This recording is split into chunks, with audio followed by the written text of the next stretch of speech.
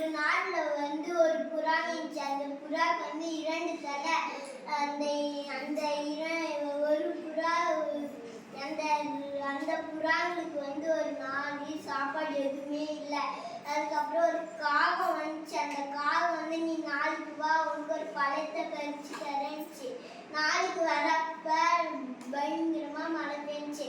அடுத்த நாள் அப்ப அந்த ஒரு காகமும் வந்துச்சு. அந்த காகம் அந்த பழத்தை அதுக்கு கடிச்சு அந்த ஒரு தலை இல்ல இதை சாப்பிடாத நாம இறந்துருவோம்னு சொல்லும்.